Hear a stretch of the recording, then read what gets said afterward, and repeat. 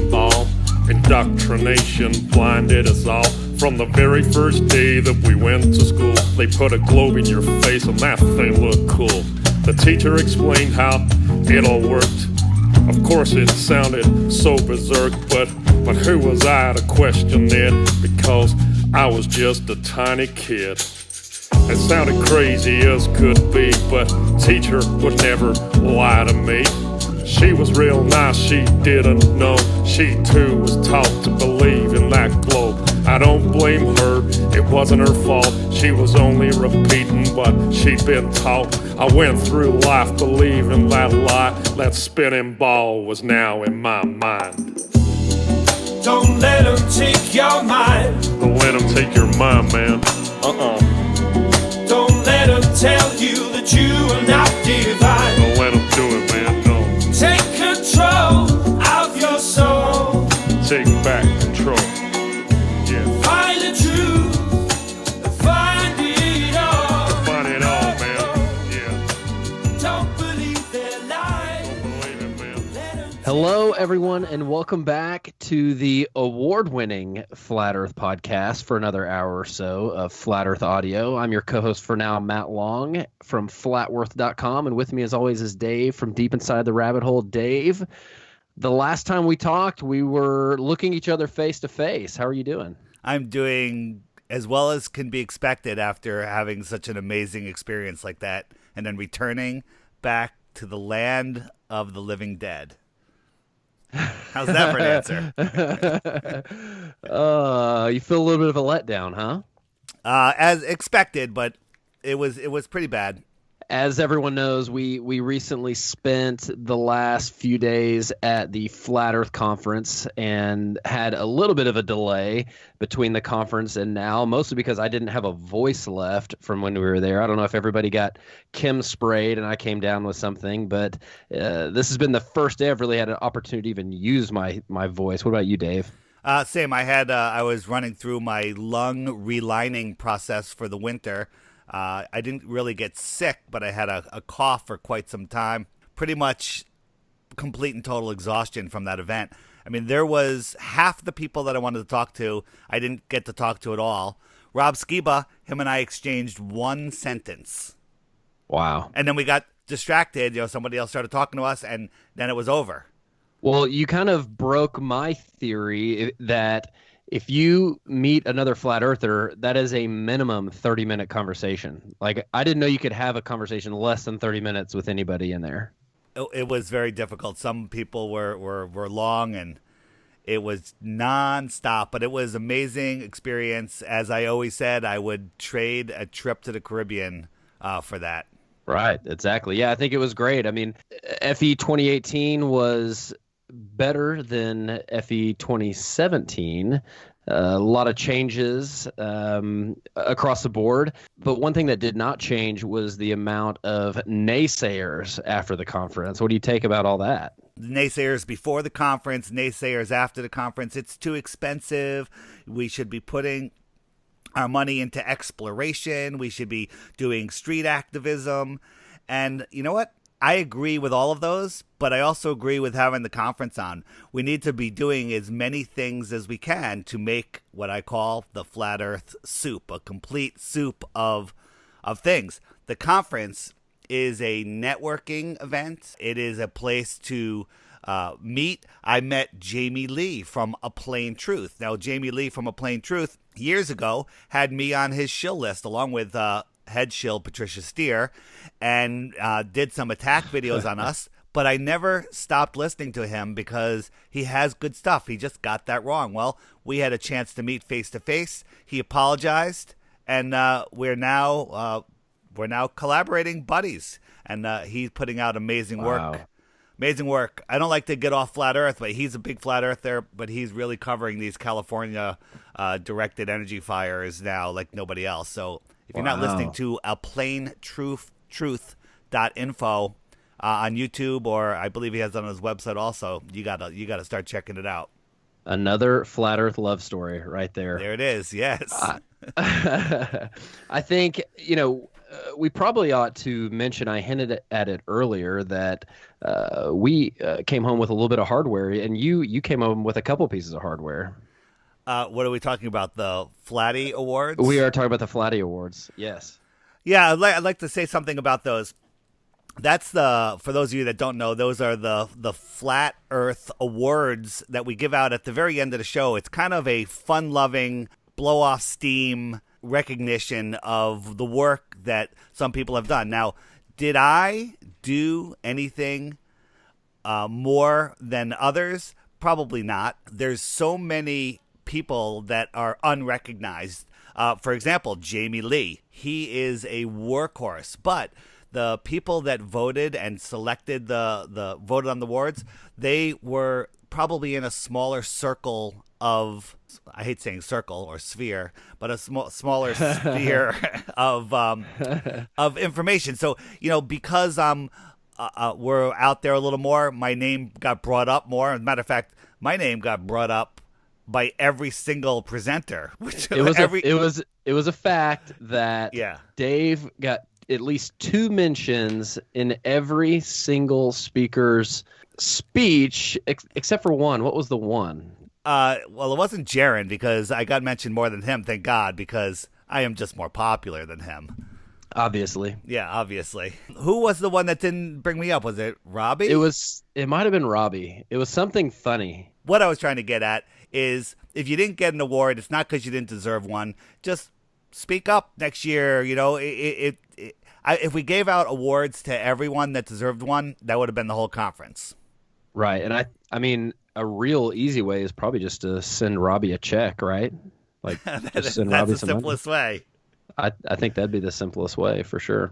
I think it was great. And like you said, the awards was kind of, we'd gone through an intense listening couple days, right? And so that was a nice point to not only celebrate the awards, but how awesome was Flat Earth Man's concert right before that.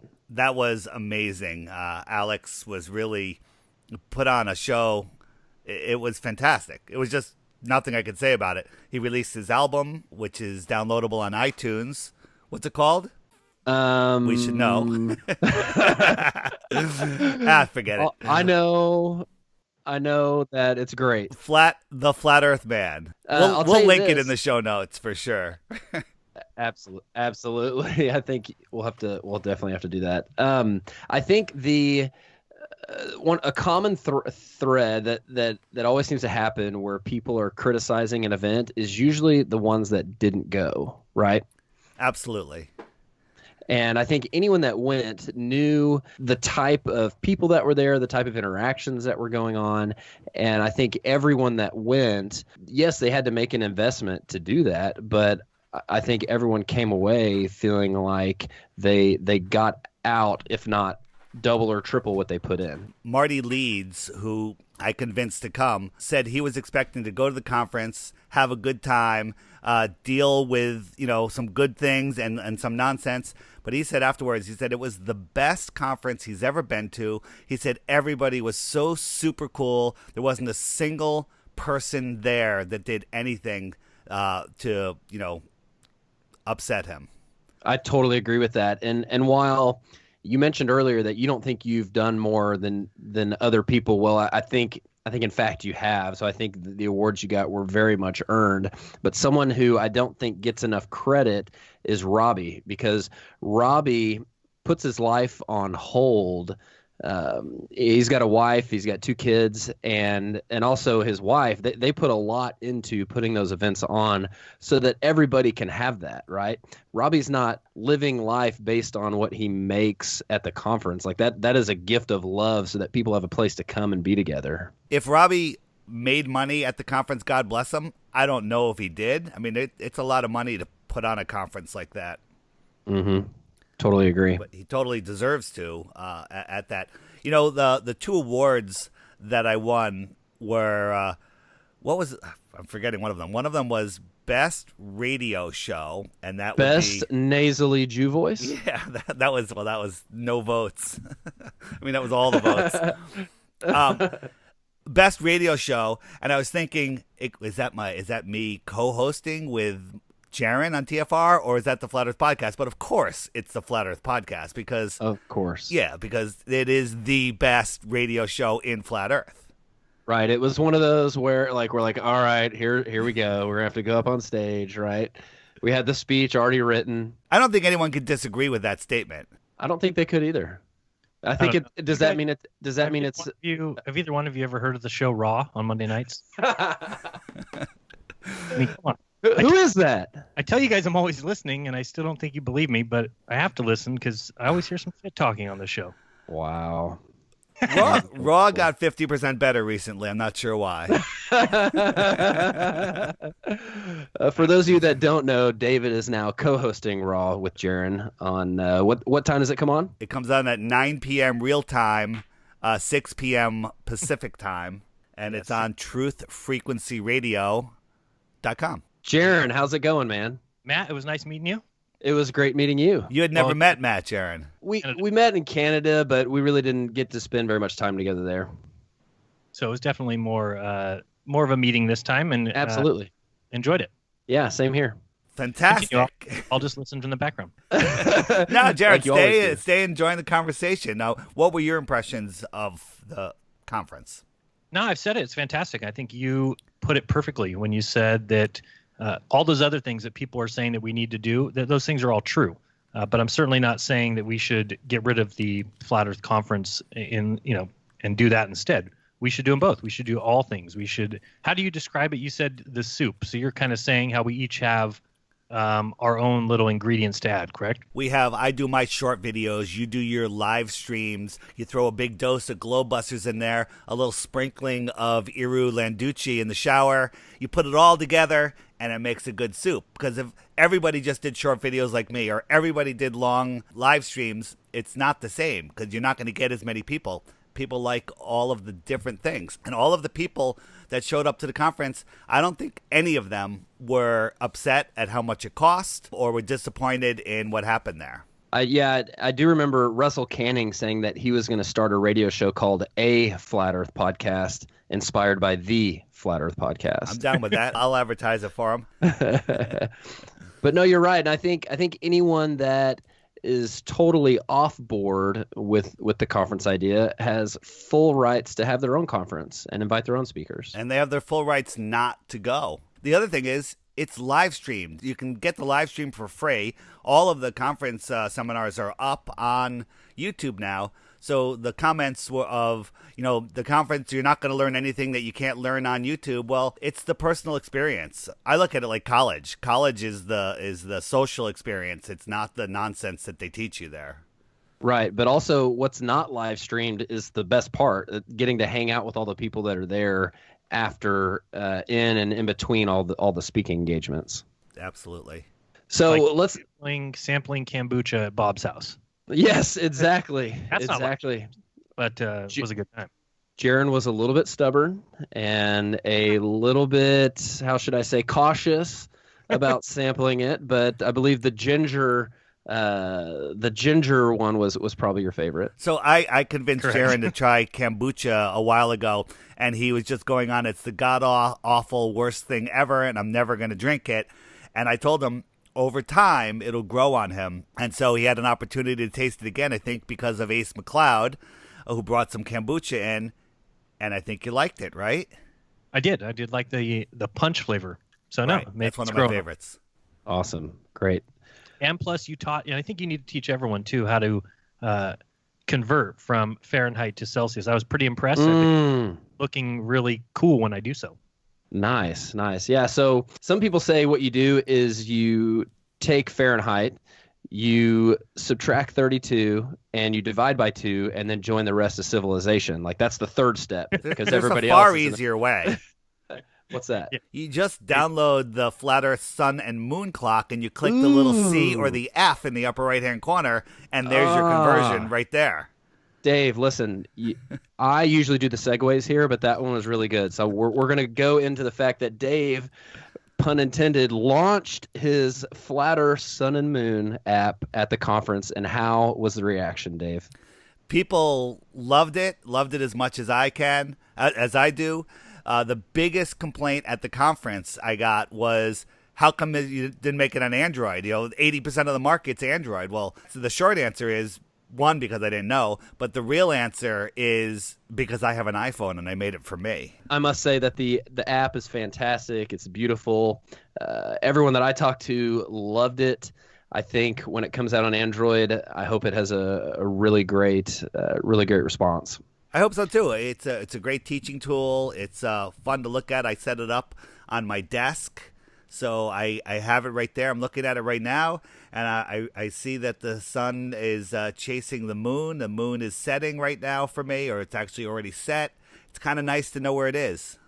Yeah, I think it's really cool, and you don't have to use something like an app that's designed with the heliocentric model in mind, which all the other ones are. This was the only flat Earth application where you can track all that, and I must say it's once again something that Dave wanted. He wanted to see, so he went out and did it, much like his flat Earth meme coffee table book, which also had a really good response. Oh my God, I brought 2 to show people, and they're like, "I'm buying this from you. How much? How much?" I'm like, "It's too expensive," and they're like, "No, I'm giving you money," and they're like, "I'm taking this. I need this for Thanksgiving." They thought it was the greatest idea because I told the story of how last Thanksgiving I put it on my coffee table, didn't say a word. My 2 nephews, college age and just above college, sat down and started looking at it. They went through the whole book. We had dinner, didn't say a word. After dinner, back in the living room again, they started looking at it again. I leaned over at one point, calmly, I go, "Any questions?" And they're like, "Well, yeah." And they asked a couple questions, let them finish the book, didn't pressure them. And on the way out the door, I said, "So what do you think?" And I didn't even say, "What do you think about the book?" I just said, "What do you think?" Of course, I was talking about the book, but I was leaving them open to interpret. And they goes, "Huh, I guess I'm a flat earther." I didn't even know that was a thing this morning when I woke up. Amazing. And there was one at Bob and Cammy's that Dave said I could have, which I was really excited about, except I found out it was Bob's, and Bob didn't know he offered it to me. That sounds about right. Yeah. But if you want, Dave does offer, if you want to make your own, we have that on our artwork tab on the Flat Earth Podcast website. Yep. You can download the book yourself. You can print it out yourself. You can throw it on your iPad. It's amazing on the iPad. Put it on the iPad, and you can flip through it, your thumbnails, page by page. So when you're talking to somebody, bam, that's what Flat Earth looks like. That's what Flat Earth looks like. Yeah, and the app is so much fun to just show people. I'm used to going to Christmas and Thanksgiving, and if I start to bring up Flat Earth, people kind of roll their eyes and kind of move on. But this Thanksgiving, I was able to show them the app, and all of a sudden they're staring at it and they're looking at it, asking some questions, look at the moon here, and then they kind of finish it with interesting, which is a lot better than the normal roll the eyes I get. That's all you got to do. You do that, just plant it, and then walk away. Matt and I did a seminar, How to Talk to Friends and Family, and I think one of the most important things I said is you really can't give a child advice if they don't ask for it, because they're not going to hear it. But when a kid asks you for advice, then they really want the answer, and that's when it sinks in. I look at all of the people that are sleeping, that aren't aware, that think we live on a spinning ball as kids, and they're not going to hear it unless they ask a question. Now, you might have somebody where you bring it up and then, boom, they ask you a question and now you're in. But it's best just to put something out in front of them and wait for them to go, "Hey, wait a minute. How does night work? How come nothing fell off the edge?" Or whatever it is. And as soon as they ask that question, music to our ears, we've got the answers. There's also another subtle, more forward way, which we are now calling flat ghosting. And why don't you describe that story, Dave? So in the seminar, a guy told us a story where he went on Amazon through Jaren's link, of course, on Jarenism.com, support Amazon, and he bought these little speakers, like boombox speakers, jam boxes, but they're like the size of an ice cube, and I think you buy a pack of them, and they cost like $2 or $3 a piece. Are we talking Sonic Ice or? We're talking 2 inches squared, maybe. Thank you. The size of an iPhone charging cube. How's that? Ooh, nice. Got it. It has a little USB port. You plug it in your computer and you drag your files on it, and it has a tiny little speaker on it, and it plays audio files, music, whatever you want. And he says that he takes Flat Earth clips of me talking flat earth, puts it on there, and then hides them like in an elevator that doesn't have music in the top panel or something. And it goes, so people get in an elevator and they hear stuff coming out of the elevator speaker, they think, and they're listening and they're getting flat ghosted. So that evening, I get in the elevator and I hear myself talking and I'm like, my phone? What's up? My phone is on, whatever. And I'm listening, and I got flat ghosted. I thought it was amazing. I couldn't even find the speaker; it was like hidden in the ceiling. You'd been visited by the ghost of your past. The fact that it was me talking, that part is the part that freaked me out. Okay, so how can people get a recording of whoever they're flat ghosting to flat ghost them? Right? Is that how it's supposed to work every time? It's supposed to be any flat Earth content. and I like how. You know that 80% of the market is Android, and you used an analogy of a iPhone charger. That's because I don't know what size an Android charger is. Matter of fact, I just had to buy an Android phone today because I have to beta test this thing and work out all the bugs. And I've been using it. I didn't even take the charger out of the box, so I have no idea how big it is. So what do you say to these people that talk about how do I get invited, quote unquote, to the Flat Earth Conference? Jaron, were you invited to the conference? I was. Yes. Well, Matt, were you invited? Yes. Yeah, well, so was I. But we spoke. What about, was Logan Paul invited? How about that? Oh, Logan Paul. So did any of you guys know who Logan Paul was before the conference? I had not. No. Yeah, I had no idea who he was, and I forgot his name 5 times after hearing it. He was not invited to the conference. I thought it was the Australian Paul Hogan. Good night, Mike. That's not a knife. That's a knife. I called him Paul Logan for the week after. A lot of people are really upset at that, and especially Mark Sargent got really upset. But I think part of it was a letdown because we were guessing Mel Gibson, we're guessing A-list celebrities because our guessing got a little out of control. I don't think that was Robbie's fault. I think that was partially due to all of us just taking it to the next level. I had moved all the way up to Justin Timberlake. I was settling on that one too. So. And a little high, aiming a little high.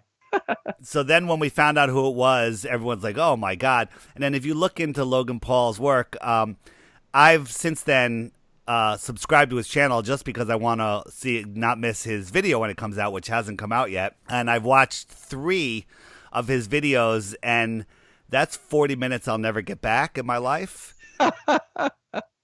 Which one's worse, a Red's Rhetoric video or a Logan Paul video? Oh, my God. Yeah, so Jaron got me listening to Red's Rhetoric, a live stream yesterday, and it was so horrible, but I'm thinking Red's was dumber than Logan's, and Logan's stuff is pretty imbecilic, but... Well, hold on. Does Jaron know that Red's Rhetoric is just Eric Dubé and Fast Forward? I've heard that before, actually. You probably heard it here. I don't remember who said it, but I just want to say I don't believe that, okay? And I'm not going to even investigate it, but I also said that about the flat Earth. Is that why you don't endorse Eric Dubé? No, I don't endorse Eric Dubé. Actually, I do endorse his good videos. Eric Dubé does some of the greatest work out there. We have to get back to Logan Paul, but I just want to say... On my app the other day, I did see a Eric Dubé video. As a matter of fact, on the app, we have a suggested video every day. I change it, and Eric had recently reposted his interview with Richard Serrett on the radio. I think it's several years old, but it still holds up better than most interviews I've heard. So I did put that as a suggested video. The reason I don't really promote him is because he doesn't play well with others. He does a lot of accusatory stuff. I believe I'm still listed on his shill page, but I wouldn't know because I'm blocked from his forum. and the other reason is if you send someone to his channel, YouTube will suggest a really crappy video afterwards. One of his hit pieces, of him in a dress or whatever it was. So, I don't dislike Eric Dubé's work. I just dislike some of the things that he does. So that's that. Eric Dubé, fantastic presenter, fantastic person for an interview. If somebody, he would be on the top of my list of people to present at the conference, to offer to a mainstream radio station that needed somebody. But the last time I did that, I had him going on a big radio show in New York, and a couple hours before the show, he bailed, and I had to scramble and get someone else to fill in. Well, I think to summarize, we can say that Eric Dubay is Dave's baby. Eric Dubay is a fantastic flat earther. I wish he would just not worry about what other people are doing that he doesn't like and focus on putting out the amazing content that he's able to put out. I'd say that go for anything, not just in flat Earth. People need to adhere to that. But anyways, let's get back to Logan Paul, your biological son, and talk about what you were trying to say earlier. Yeah, so what I was trying to say in short was he bought a ticket to the conference without telling anybody, didn't ask permission, so anybody can do that. Robbie noticed the name, somehow Robbie knew the name, and contacted him and offered him media passes, and he accepted, and then he got more tickets, for his whole crew, and he came there. I would say Robbie did, for a lack of a better word, embrace him being there, but you can't choose who's going to be a flat earther. Is Logan Paul the new name for flat earth? Absolutely not. Mainstream media hasn't touched him. And I think one of the main reasons is because none of their audience knows who he is. And it would really be a pointless thing. I mean, there's probably some articles out there. I think he's reaching a lot of people that do follow him. So far, he's only said good things about flat earth, not the most intelligent. I think that he might, his piece, I'm predicting, whether it's a hit piece or not, it's going to attract a lot of people to flat earth. I don't think it's going to be a hit piece. What do you think, Agreed. Jaron? Yeah, Jaron, what do you think? No, I totally agree. I don't think it'll be a hit piece. I could be wrong, but I always say wait and see. I don't. He didn't say anything at the event or say anything to me or to anyone that I've heard that would lead us to believe that it was a hit piece. It seems like he was there on his own. I think Iru Landucci put it best that, we can't choose who these flat earthers are going to be. And the other interesting thing, I don't know if you saw, Dave, but, mainstream says that, whatever mainstream says, we can pretty much look at the opposite as being the truth. And did you see that the Flat Earth Society has declined Logan Paul as one of their members? That is the only thing that the mainstream media picked up that I've seen about Logan Paul. They're like, Logan Paul went to the Flat Earth Conference and the Flat Earth Society has rejected him. Well, guess what? He didn't go to the Flat Earth Society.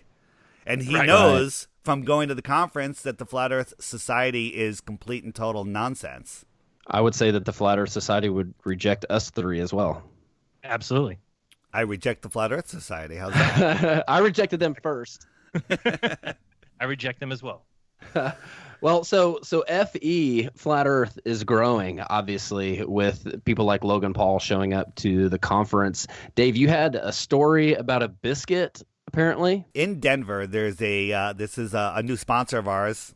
Not really, is the Denver Biscuit Company. Everybody says you got to go there. And it was a restaurant. And we went out there. My son was at the conference with us. And we went out to the Denver Biscuit Company. And while sitting in our booth in this crowded restaurant, I laid out one of the Research Flat Earth clues, little cards I had on the end of the table. So our waitress comes over and she's taking her order and stuff. Doesn't say anything. Goes back to the galley. A few minutes later, another waitress comes running over and she goes, Flat Earth? Right on. And we boom. She's like, all about Flat Earth. And we're like, great. And I was like, she goes, yeah, I've been trying to wake people up in the restaurant here. They've been laughing at me for weeks or months. I heard your waitress talking to another waitress saying that these guys over in this booth have Flat Earth stuff on their table. And I thought they were talking about me. I came over here to see what's going on. And there you are. Stories like that are happening more and more every day. As a matter of fact, there's somebody else from the conference I saw on Facebook that said they went to the Denver Biscuit Company and the waitress found them also. It's out there. People are becoming less afraid to talk about it. I agree. And I could tell there was a Flat Earth conference in town because it didn't matter where I went. Every time I tried to swipe my card, I felt like there was a Research Flat Earth card or something in the credit card slot. I did one night stick Research Flat Earth, the ODD cards in every door slot where you stick your card to open your door on my floor in the hotel. Mm-hmm. Nice. So you had to pull it out to open your door.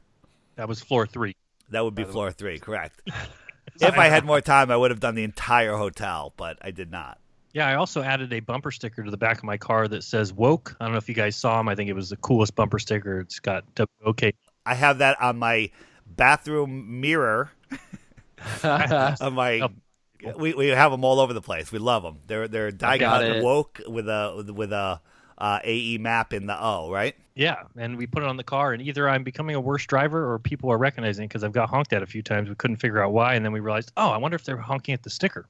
So I don't know. Try it. We have to come up with a flat Earth honk symbol, because a single honk, you could be like, screw you, and you flip them off. It has to be like, hey, flat Earth, like honk, honk, honk, honk, honk. Yeah, I agree. I'll have to think of one. It reminds me of all the people honking as they were driving by the billboard on Wednesday. That was a lot of fun. How many people would you say we had at the billboard? I guess 200. Yeah, I think it was close to that. Yeah, I would say 200. My favorite billboard story was bless his heart. My buddy Colin was there and was holding up a flat Earth sign, right? And as the cars were driving by, he's holding up a flat Earth sign, and we're all standing at the billboard, right? He's holding up a flat Earth sign, and then he turns around, and I'm behind him. So like I see him look over my head at the billboard, and he goes, "Whoa! I just noticed the billboard. It's awesome." It was great.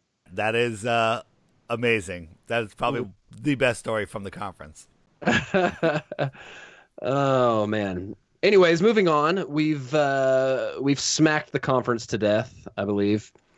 Let's speaking about Billboard. You had a guy named Benjamin Vogler make a donation. Is that correct? Yeah. So on the way to the conference, the GoFundMe, which was still just sitting idle for the Billboard, all of a sudden got a very large donation, which helped fill the gap with what I had to stick in, and that would be Benjamin Volkner from, excuse me if I get this wrong, but it's Sweden or somewhere out there. And he expressed his appreciation for what we're doing, upset that he couldn't go to the conference, but wanted to support us in any way. And that was nice. That was really good. Hey, one other thing, Branka, remember the speak pipe, Branka, who was coming? She took us up on our offer. That's right. Which was bring your significant other who is not a flat earther, and I guarantee before they leave the conference that they will be a flat earther, and lunch is on me, I said. So she and her husband took us up on it, and the story goes like this. At the reception, I was talking to them, and I said, so what is your number one proof, the thing that makes you believe in a ball? And he throws out gravity. And I said, okay, and I think he's an engineer, so he's a smart guy. And so I started talking about buoyancy and density. I said, but I always take it one step farther. I believe that the Earth has a electromagnetic charge to it, which can be demonstrated, observed, tested, and that it's a weak force, very weak, but it establishes a down, and then buoyancy and density do everything after it. Well, luck would behold, there's Bob from Globusters standing right there with us, and Bob chimes in and throws out all the technical data that I don't even understand, about the voltages and heights and everything. And the guy goes, that's interesting. I need to look into that more. And you can't ask for more than that, right? Right. Then the next day, Rob Skiba opened up the show with his amazing presentation about basically the top 10 things the media gets wrong about flat Earth, and just really hammered them and threw out some really clarifying information. And so then I met up with him afterwards, and I said, so what else, how are you feeling? And the look in his face, you could tell he's like, he was saying what he heard. He said, I really need to look into it more, but he's shaking his head and smiling. So he basically became a flat earther at that point. He's got a lot of work to do. His wife, Branka, I never saw a happier smiling face as the conference progressed on. And right there, that was worth all of the time and expense for the conference. Absolutely. And think about how much closer they'll be now as a couple being able to share that. Absolutely. So I always say, if you're with somebody that's not a flat earther, you got some trouble, but there's always the hope that they will become a flat earther, and anybody that really looks into it becomes a flat earther. Yeah, it was great seeing her, and you're right, she had such a big smile on her face the entire time. And then at the very end of the event, her husband and her came up to me and we're talking, and I asked him, so what's your opinion of all this? And he said he had no idea. He was like shocked. I had no idea there was so much substance. I have so much to look into, he said. So that's it. Because if he said, "Oh, I'm a flat earther," I wouldn't have respect him as much as I do. But he's like, I think Rob really set the conference off on the right foot by showing people that the flat earth is crazy if you're a baller, because the things that you think we think are insane. They're so insane that you wouldn't even want to look into flat earth. Right. Well, you have another restaurant story with Robert Sungenis, right, and his sidekick. Oh, that's a good one. Danny Faulkner. I get a text at like 6 o'clock, 6:30 in the morning from Andrew Lanks. Round and curvy. Round and curvy, yeah. Who won an award for Round and Curvy. That was unexpected, and I've never seen a happier, smiling flat earther ever. I love Andrew Lanks. Yeah. He's also did the artwork on the Flat Earth Sun and Moon clock available in the App Store, and I couldn't have done it without him. What were you going to say, Jaron? No, I love Andrew Lanks. Yeah. So Friend of Yahweh, right? Alleged? Alleged friend of Yahweh. He texts me, "Baller in the restaurant, come down, need backup." Right? So I'm getting ready. I come down, and there he is sitting in a booth. The restaurant's pretty empty. It's just 3 or 4 of them in a booth. And what was Sungenis' sidekick's name, Jaron? Danny Faulkner. Danny, yeah. So I recognized him, and he's like, "Hey, I'm Danny Faulkner," and I'm like, "Oh, I know who you are, Danny." And I look over at Andrew, and I go, "Whatever you're saying, he's not going to buy it. He's too invested." So Andrew goes off on this story about how come we're traveling all of these speeds, spinning, flying through space, and the stars never change. And I cut Danny off. I go, simply because the stars are so far away that parallax doesn't matter. And Danny goes, exactly. And I look at Andrew, I go, it's an endless argument. You're not going to get anywhere with him. I said, here, I'll give it a try. And I said, what was the argument I used? Now I got to remember what it was. There's so many. I guess it wasn't that good. Oh, it was so good. It was parallax. No. Spinning speeds, hot sauce, globe killer. No. Whatever it was. I threw one out there, which was, I can't remember the argument, but it was one that he just completely denies and everything. Did you talk about planes and spinning speeds? I said, oh yeah, that's it. So I said, if the Earth is spinning 1,000 miles per hour at the equator, and you take off from northern Alaska, where the Earth is probably spinning maybe 300 miles an hour, fly to the equator, turn east or west, how do you catch up to the Earth or slow it down to land on that runway, which is going 700 miles an hour faster than your apparent motion was? And he's like, well, the gravity waves, you don't understand. You're speeding up the whole way down there sideways, speeding up sideways as you're flying to the equator. And it's such a ridiculous argument. Going back here, a little backstory is I brought a bunch of my homemade hot sauces to the conference to give out to people because everybody loves my hot sauce, and they have Flat Earth stickers on them, so it's Flat Earth hot sauce. And I had one in my hand. So after he throws out his ridiculous argument to my planes landing story, and I said, well, if the Earth is a ball, how is it possible that there's Flat Earth hot sauce? I hold it, I show it to him, and I walk away. I would have dropped the hot sauce, but I wanted it for my meal. And I turned my back, and I never looked back, and that was it. Total debunk. That is so good. Yeah. Just like the hot sauce was good. The hot sauce is good, but that story is also good. Danny and Robert Sungenis are too dug in. And Jaron and I have different opinions on this. They're so dug in that they can't. Jaron, you think that they just can't see the truth because it'll destroy their life's work. Is that correct? Yeah, even if they were to see the truth, I mean, there's too much that goes into it. Although, I mean, anybody who would know that would be Rob Skiba, because he's somebody who had to backtrack on everything that he said before and then change it up. Those guys are just too much. They've written too many books. And so for them to see the truth would require telling their entire audience that they were wrong. And I just don't think people are good at doing that. Rob Skiba tells a story where when he realized the Earth was flat, he took down all of his websites. He just took everything down and went into limbo for a period of time. Is that correct? Yeah, I think he does say that. I know his main website was down.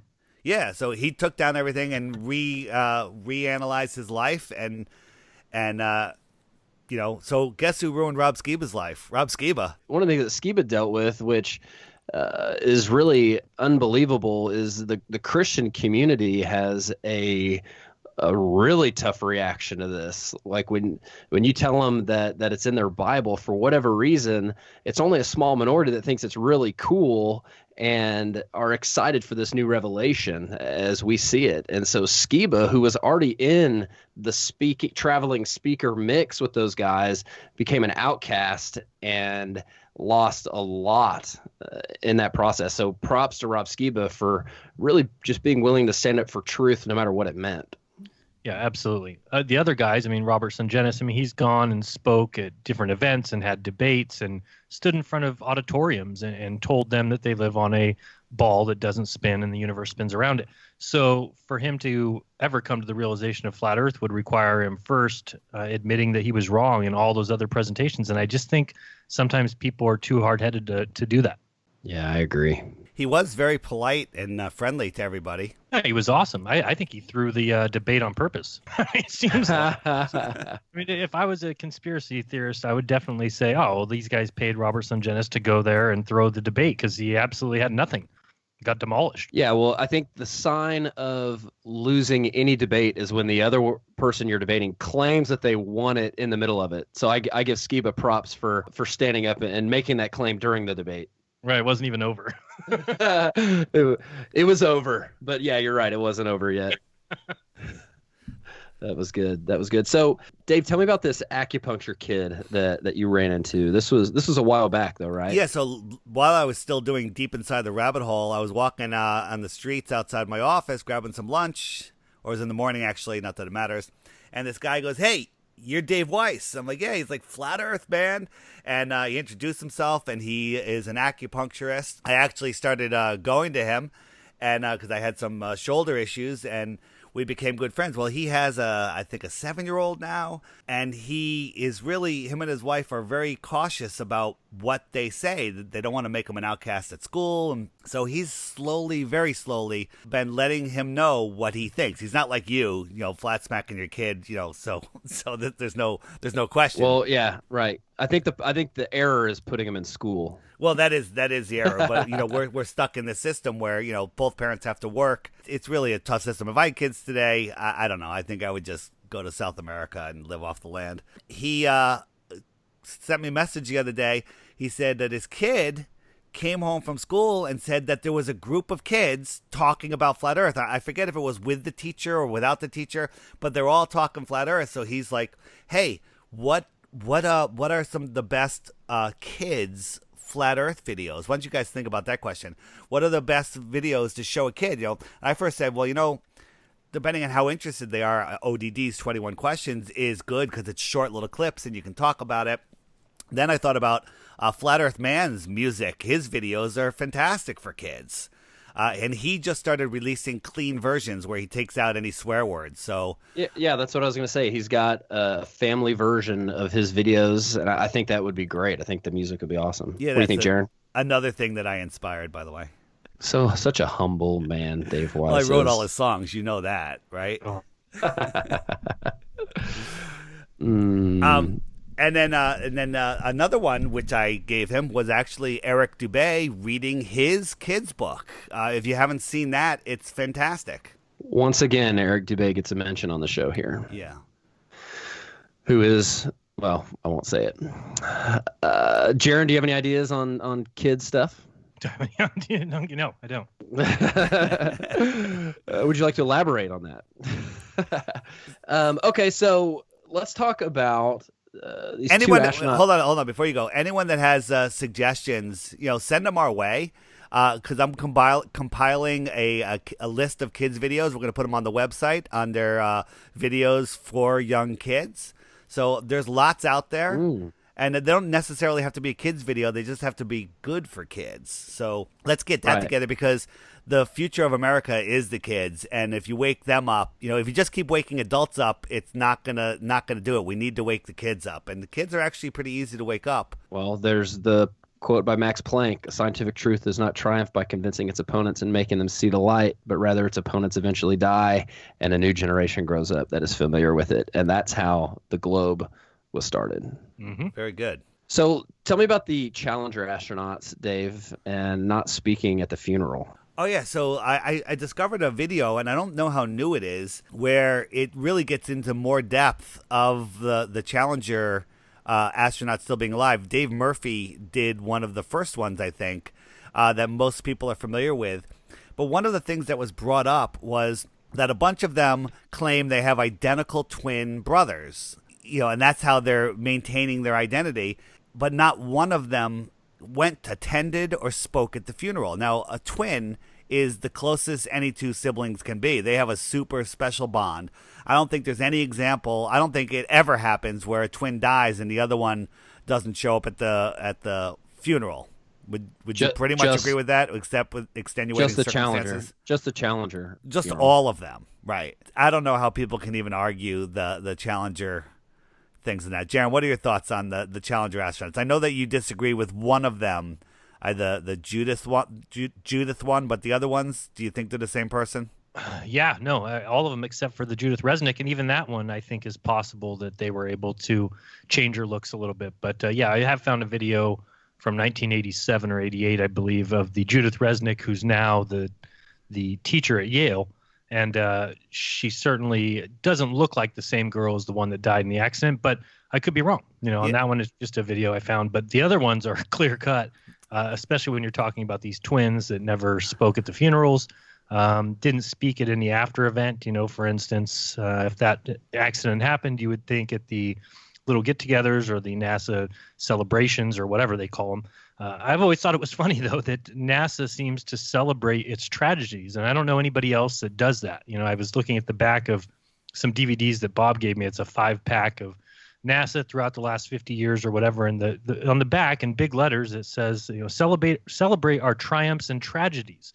And I'm like, movies celebrate tragedy. Who else celebrates their tragedies? Like, it's just ridiculous. One of the Challenger astronauts that runs a company, and their logo is a cow. There's an animation of a cow with a rocket on his back, and it's flying through the air, and it does like a little loop-de-loop, just like the Challenger did, leaving a smoke trail, just like the Challenger. You guys have seen that, right? Brutal. It was. Yep. It's so ridiculous. And the trolls, how they'll go after you is they're like, you're mean, you're insensitive. How do you think those families would feel if they heard you saying that? That's their proof. Imagining. Maybe they'd be excited that they were still alive. Yeah, but that's how they get you. They make you imagine. You're being disrespectful. Imagine how disrespectful it would be to the parents for that. Like, it's real. It's like people are saying, if you go north and south, if you head south, you'll go right around and come back to where you started from. I'm like, yeah, if we lived on a ball. It doesn't mean that it's true. Right. Did I go off the rails on that? No. You broke up a little good. bit. Oh, did I? I didn't hear what you said there at the end. Did you hear me, Matt? No. Really? Well, no, Maybe you should say it again. No, I'm not going to say it again. I'm done. Okay. You want to get to some speak pipes? Are we getting there? We got more? Yeah, we got one more thing I wanted to bring up was there's a guy going across, quote unquote, Antarctica right now. I've been following him on Instagram, but his trek is only 1,000 miles. He's doing a 1,000-mile journey. And does he go to the center or to go to the so-called South Pole and then turn around and come back? I don't know. I need to trace out I need to find where they've traced out his route, because people will send that to me and say, see, this guy's going across Antarctica, right? And the thing is, people don't study what the route is, just kind of like that route to the North Pole from many years ago, Dave, that you always reference. The story of the guys going to the North Pole? Right. Yeah, they make it so nobody would ever say, hey, I want to go to the North Pole. It looks dark, desolate, and horrible, and you have to eat your dogs. Yeah, right. So I came across some new information about Antarctica today that is actually blowing my mind, and I will link the first hour of the interview in here, but it's veritasradio.com. Interviewed a Spanish gentleman about encounters with beings in Antarctica and a message for humanity. I'm like, okay, this is interesting. And the story he's telling sounds absolutely amazing. Mel did the interview in Spanish, then put on headphones and in real time translated the interview in English. Wow. It's a little uncomfortable to get in to listen to it, but it's actually very clear the way he did it. It's also available in Spanish, and Iru is listening to it right now. If you, I think that anyone that listens to this will realize that the rabbit hole is even deeper than we think. So I highly recommend people subscribe or at least listen to the first hour and start scratching your head. Great. So, Dave, you said that you might have some ideas for my marriage, the wedding, or something related to it. Jaron, you got to back me up here, man. I need some backup. Hang with me. You're fine. I'm on my own, huh? Let's hear it. So, how long have you known your fiance? Since August. Since August, and what's today? Today is November 30th. Okay, so that's 6 months. August, September, October, November. No, it's 4 months. And 4 whole months. When are you getting married? January 1st, so in about a month. In 1 month. So That's correct. meet, married, 5 months. Now, you may be setting the new standard, and maybe this is the most amazing thing, and I have no doubt that it could be. So my heart goes out to you there. But you decided to have it on New Year's, the wedding on New Year's in Texas, okay? And Correct. you would love to have some of your Flat Earth friends there, correct? That is correct. It's a little difficult for people to get away sometimes, because of family and stuff. My kids are going to be in town, so it's difficult for me. Understood. I also know that you are following the rules of the church about relationships and marriage. We are keeping it pure. Yes. Keeping it pure. So I was wondering, is there a way in God's eyes for you to officially get married, but not have the ceremony until November 14th next year? And that way, every single one of your Flat Earth friends can be there. Wow, that's an awesome idea. That is an awesome idea. I think Pastor Dean Odell can take care of the officiating parts, and then you give us all times to bless the marriage and to let it flourish, and then to what's the word I'm looking for? To flourish. I lost the word. Thrive, whatever, and then you can have a ceremony at the conference. I think that would be a draw for the conference, no less. Although you would have to pay for everyone's ticket that you're inviting. yeah, then that's like $200 a head, huh? Which might be cheaper than a wedding, by the way. It could be. I think I'm just throwing the idea out there. I think the idea has merit. I think we should have done it at this conference. I think so too, but you didn't. It's too late on that. There's that, because I would love to be there. I put the chances close to zero that I can be there this year. Right. Now, this question may sound dumb, and I think it probably is dumb, but is the wedding dry? The wedding is dry, yes. So you want people to travel on New Year's to a dry wedding? I guess only the people that love us. Well, and understand what we stand for. But yeah, I don't drink. She doesn't drink. Our whole family doesn't drink, and that's just kind of the vibe we want to put out. So now it ends. I'm not even a big drinker, and I think I had. Well, actually, we did drink in the conference. Jaron, you were sitting with us, right? We had during the Sungenis debate. Every time he said "okay," was it okay, right? Yep. Every time he said "okay," we'd hold up our beers and take a drink, and it was ridiculous. It was like back to the bar. It started small too, because it was just kind of a little mention, like, "Hey, did you notice he keeps saying okay? Let's drink every time he does." And then before you knew it, we had the entire table and the table behind us and the table next to us. Yeah, we're all joining in and raising their glasses up high. I had people asking me the entire weekend, like, "What were you guys doing over there during the debate?" Wow, pretty funny and rude. That is funny. Dave, I think you have a great idea. Float it out there before you judge it. Float it out there to the family, right? I don't think anyone would be against having another something there. I think it would feel you can't have a wedding with guests and then do it again. That's just pompous afterwards. It's either that a private little legal ceremony and then have the wedding in November. I think it would guarantee us winning Flat Earth couple.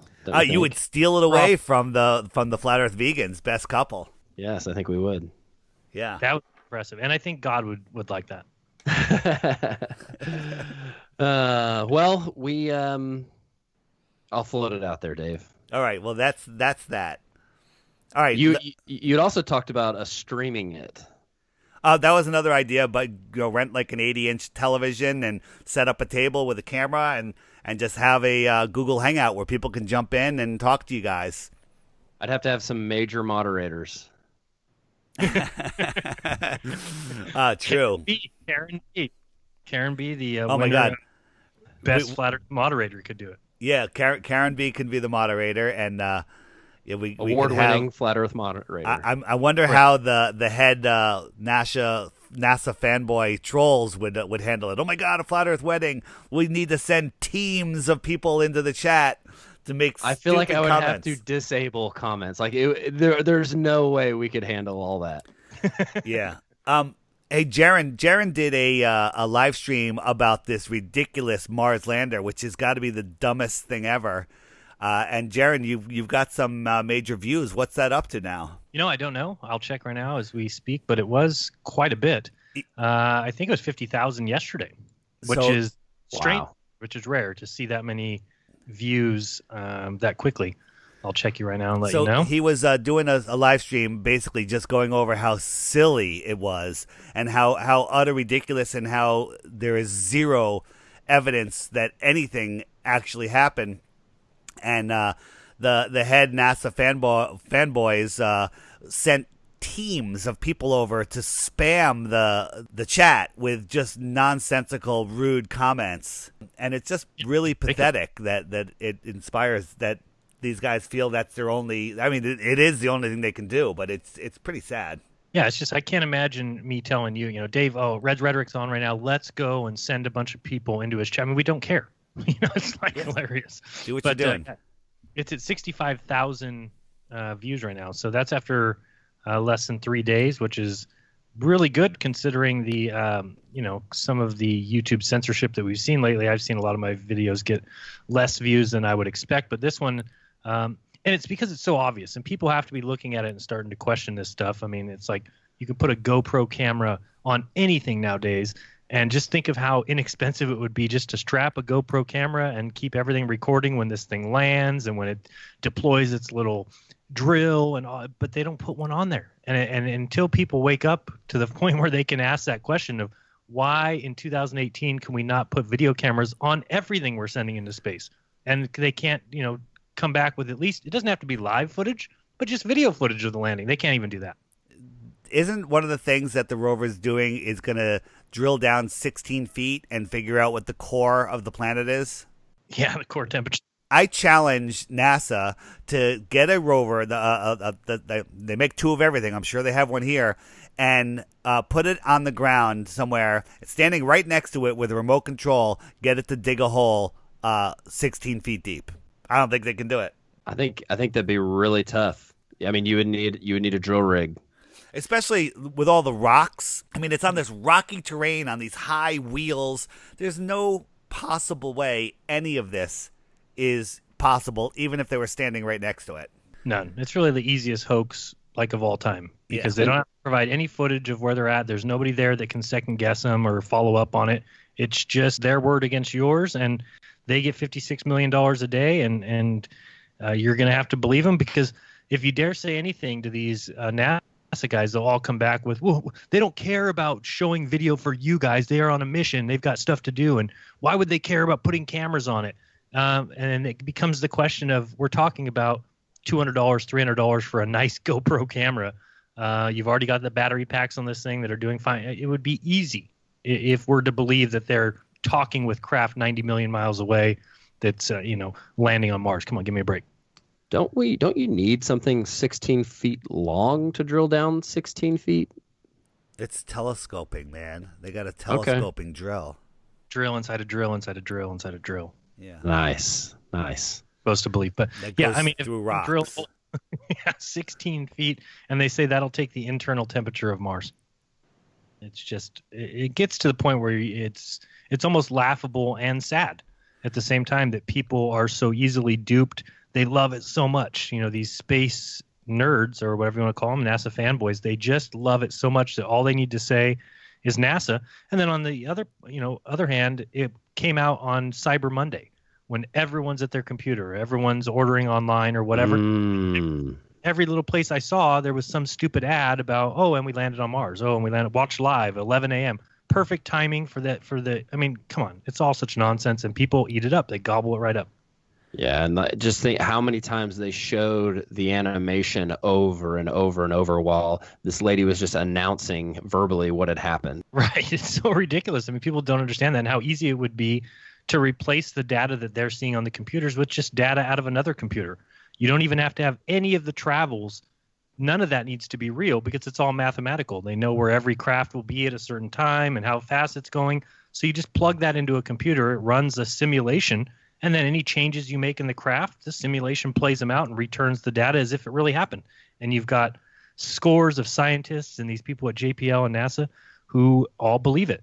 It goes back to that question of everybody asking, well, there'd have to be all these people would have to lie. No, none of those people at those consoles would have a clue that what they're looking at is not real. They're all going to believe that there's a craft on Mars.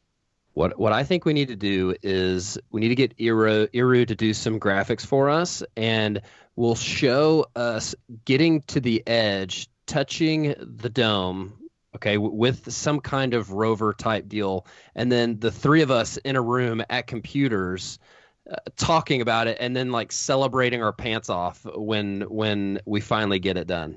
I could see that happening. Like, all right, we're 150 feet. 140 feet. I like that she's going 100 feet, 80 feet, 60 feet, 50 feet, 37 feet, constant speed, 29 feet, 20 feet, 10 feet. And then they do the extra long pause, and everyone's eyes get wide, and they wait. They wait, and then they're like, beep, it landed. Not the tone. I do say we do that, Matt. That's a great idea. I think it'd be awesome. We could just set up a room with people and just looking at you. Don't even have to show their computer screens because we never get to see their screens. It's just ridiculous. But we'd have to get embroidered shirts, all the same color. Right. Oh my goodness, we could do. It sounds too hard. NASA's funding. I don't think we need the whole year either. And you did notice, Dave, on the way down that it made a gravity turn. It made a gravity turn, right? The animation, like. That thing's coming in at an angle and it's going to upright itself and land. Well, of course it's going to land. It's got 4 thrusters compared to the 1 that SpaceX can do. It's 4 times as stable. Oh, boy. It's just amazing that people that believe in NASA, I mean, I can understand some people that just can't buy the flat Earth, but they believe in NASA. And with all of the evidence, I mean, that is just childish. That's why sometimes it's hard to even have a conversation with any ball believer. Like we say, if you ask them if they think we went to the moon, because at that point, they just are going to believe anything that's coming from mainstream. So nothing you say is going to ever jar their opinion at all. They just believe what they're told, despite no cameras, despite no proof. To them, that's all that they need. And why would they dare put a camera on it for your amusement? Can we call them ball levers? Is that new? Did I just make that up? Levers? Ball levers. Ball levers. No, we're ball levers. We left the ball. Yeah, we left the ball.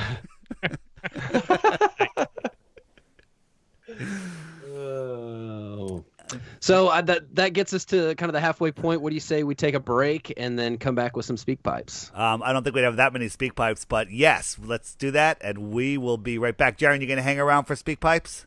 Yeah, if you want me to. Let me talk to Matt on the side about that. We'll be right back.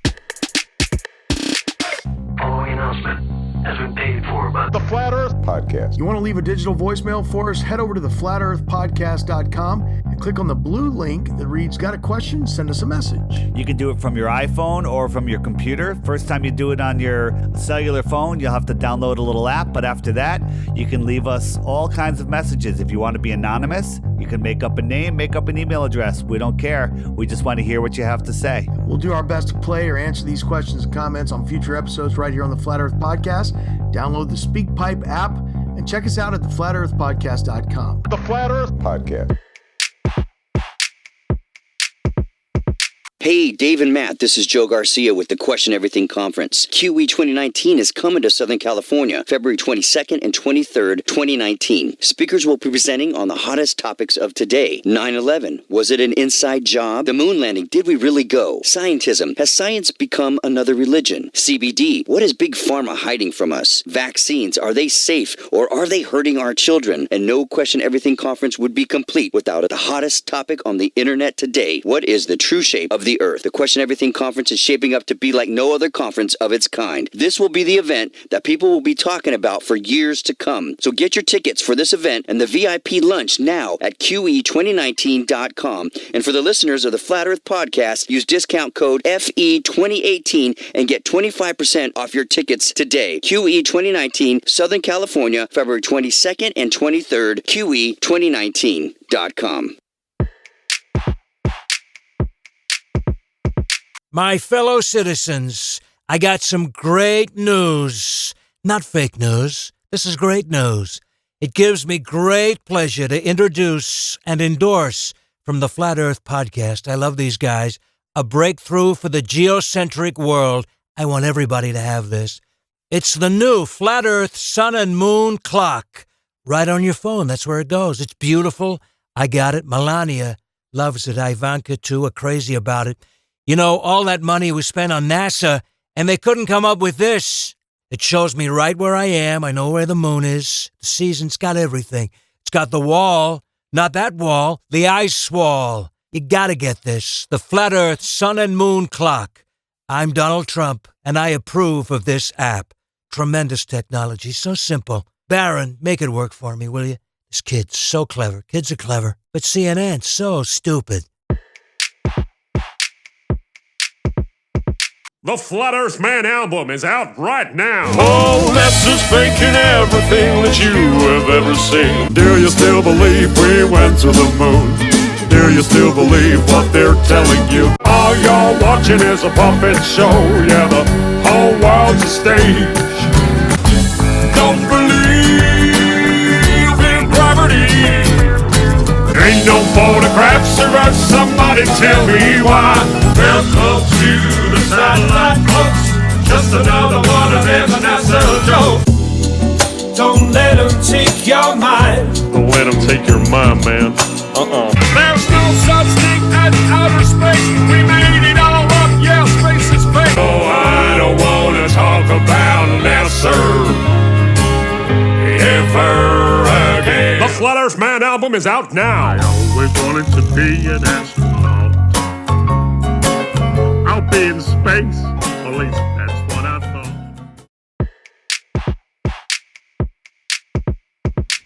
Dude, are you still listening to this on YouTube? Get a podcast platform so you can listen. Fine, you guys. We'll continue to put the podcast out on YouTube like it's 2007. But you have no idea what you're missing. This is Matt Long from the future. Over and out. We don't have time for a meeting of the Flat Earth Society, but we always have time for the Flat Earth Podcast. Those cats are pretty cool.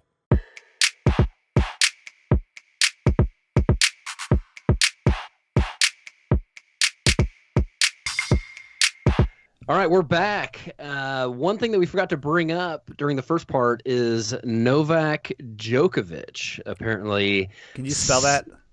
I cannot spell that. All I know is it starts with a D. I can spell Novak. Novak.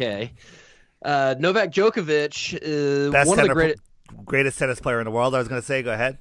I don't think he's ranked number one right now, but he is one of the greatest tennis players of all time. And he recently made a post on Instagram on hashtag Giving Tuesday, which is a big push in the tennis world, where he held up a poster he had drawn that said, "The world is a level playing field," and had a picture of what appeared to be the flat earth. It didn't appear to be, it was the flat earth. What do you guys think about that, Jaron? Well, he is the number one ranked men's tennis player, I think, in the world, if I'm not mistaken. Wow. But I feel like I should know that. You should know that. He also won Wimbledon this year, I think. And yeah, as far as I know, I do hear through the rumor mill sometimes certain people are flat earthers, and then I'm told that they can't come out. And I've heard quite a few names like that I've just kept to myself before. But one of them over a year ago was Novak. So somebody told me about a year ago that he was a flat earther and that he wasn't able to come out yet, but that he was saying good job to everybody, keep up the good work. And then, I saw Iru's video that showed that poster you're talking about from the, what was it, hashtag? Hashtag Giving Tuesday, I think is what it was. Okay. I believe. And yes, you are correct. He is number one in the world. Okay, yeah, so number one tennis player. So I'd known about this for about a year. Obviously, I couldn't say anything because they said he couldn't come out. I'm not sure that necessarily people might consider that him fully coming out, but it certainly is, him stepping out onto the doorstep of it, which I think is great news. Anytime we get to hear that kind of stuff, I love it. How about you guys? Yeah, I think it's a great nod to Flat Earth, and the comments on that post were pretty funny. I had a bunch of people tagging me in it. Dave? Yeah, same. I thought it was amazing, but I kind of felt bad for you, Matt, because for those of you that don't know, Matt was had aspirations to be a world tennis player, but fell a little short, should we say, or other things got in your way? Well, I'll just say this: it's likely that prior to that post on Tuesday, that I might have been the best flat earth tennis player. That's exactly where I was going. You were the number one flat earth tennis player on the world, on the plane. And he has just stolen that from you. I'll say this about being number one, Dave. Yeah. When I played tennis at the University of Oklahoma, okay, and when I got done playing tennis, some people know that I started playing football, okay, and I played for a semi-professional football team. And the year after I stopped playing for that team, they ended up doing really well. They were actually ranked number one in the nation, okay, and at that same time, the University of Oklahoma men's tennis team was ranked number one in the nation. And the common denominator between both those was that I didn't play for either team anymore. I didn't want to go there, but thanks for going there. All right, let's get to some speak pipes. Ready? Great. Ready. This one is from Annabelle. So I was listening to a recent podcast. I guess it was pretty recent. And y'all were talking about like the yoni and laurel, how like people hear that differently, and then about like the black dress or the cream dress or whatever, which by the way, I've always seen the lighter colored one. But then I was thinking about that movie, the Avengers Marvel movie that came out, the most recent one. And I thought it was just interesting the way they portrayed this godlike figure at the very end, like sitting on his throne, and then he like snapped his fingers, and half of the population, just randomly, half of the population turned into dust and was just gone. Thought that was interesting. Wondered if that has anything to do with something that's being kind of foretold about something that's going to happen in the future as well, and connecting that with those recordings or those pictures, or how are two human beings seeing something different? If it's like a random, like, is that going to be, I don't know exactly what I'm saying, but just some kind of determiner about who would be those that would vanish when the fingers were snapped, so to speak. And then I also think about like the Book of Revelation and like the Mark of the Beast and that kind of stuff. Just thinking about how a number of the population would be somehow very distinct from another side of the population. Hope that makes sense. It's kind of rambling on. Thanks, Annabelle. That was a little all over the place. But I can say that I often wish I could snap my fingers and turn a lot of people into dust. For example, after leaving the conference and being around all those people, I did go out and with in my hometown night before Thanksgiving, and we're seeing a band, and I was up on the balcony looking over at everybody, and they're all asleep. There's not a single person down there that's awake that I knew of, and I kind of thought about snapping my fingers and making them all turn to dust. Well, I'd say I love that I didn't even think it was a weird question. I think if you weren't listening to the show, someone might think that was a weird question. But Jaron, what do you think about it? No, I don't think it's a weird question. I've often said that it seems like there's some sort of setup for as if God would say, okay, everybody who believes in space on this side and everybody who doesn't believe in space on this side, and then snap his fingers and get rid of all the people who simply follow the words of men without any evidence. And I've also thought, Matt, maybe you can help me out on this one, but it seems like that 144,000 number seems about right for the amount of us that would not believe in space. It'd be interesting to apply that. I think it's probably very specific to tribes of Israel, but maybe we should look into the Greek a little bit. Yeah, I'll Rob Skiba on that one. Yeah, right. Our next one is from Michael Chan. Here we go. Hey, how's it going, Dave? How's it going, Jay? Finally calling in. It's about 5:20 in the morning. I'm actually heading to work here in Ocala, Florida. I just wanted to leave a message to let you guys know. Love the podcast. You guys are absolutely incredible. I just want to let you guys know that I also have some interesting points that I would like to point out, because I consider myself not really a glober or a flat earther. I'm really a truth-seeking realist that if you step out your door and look around, I mean, you can absolutely see that this whole heliocentric model is bullshit. But I love the points you guys make. I'm now, it's been about 4 months that I'm actually doing research. I've never really been into it. I used to listen to Deep Inside the Rabbit Hole and get absolutely frustrated when Dave would bring up perfectly valid points and it would get dismissed. I mean, I guess that was the point of the show, but coming from my side, I'm so happy that he decided to go on other shows and actually decided, to start one up with you, Curious Jay. So, if you guys can actually, let me know what you think about having someone that doesn't is not super into research, but, and doesn't really do YouTube and all that, but actually watches these things and listens and thinks for himself. If you guys want to have a conversation, go ahead and hit me up. Thank you guys, man. Keep doing what you're doing. All right, thanks for that, Michael. Great welcome to Flat Earth. 4 months, just starting to do some research. That's pretty good. Being up at 5 o'clock in the morning is no surprise because there are no time zones on Flat Earth. It's great that you really started digging into the research, and there's tons out there. Everyone's doing experiments, so you really don't need to do them yourself. You can check out the stuff that's on YouTube, and that is real research. If you sort out the good experiments that are on YouTube, it's a way to get yourself there. You say you're 70% flat. Well, keep researching, and I think you'll go 100%. What do you think, Jay? Yeah, I think it was a great call from Michael, and doesn't matter if it's 5 in the morning or noon or 2 a.m. Calls like that are always good to receive. And I think the important thing, first when he said in there, when he said that, well, I'm not really globe, I'm not really flat, I'm just kind of looking into it. There's a little concern there. But then when he said, I think the important part of his call there was when he said that he realized that the heliocentric stuff is BS. I think that's kind of how we all start, Dave. It's like we say, well, I'm looking into it. I'm not on either side. I'm looking into it. But at some point, we realize that while we may not have the perfect map or the answer to every single what is the moon, what is this question, we realize that the heliocentric part, what we've been sold, is a bill of goods. So he's reached that step, which is awesome. And as far as, what to suggest as far as research, like you said, there's a ton out there. There's books, there's videos. And I say research it all, man. Don't just pick one.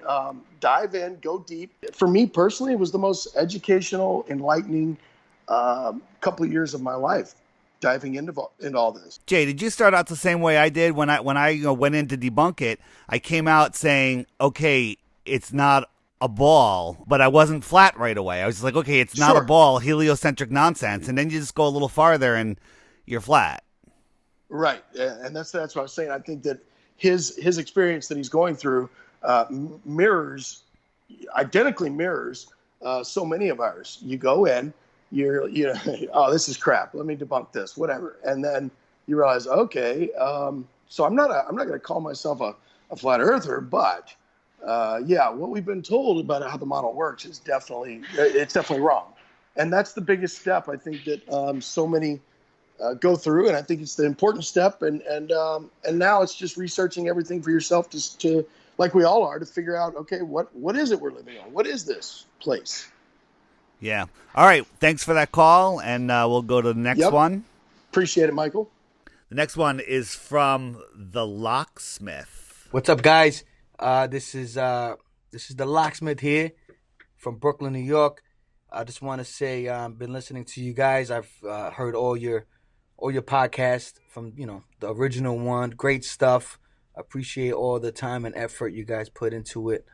I've told many people about your podcast, and keep up the good work, guys.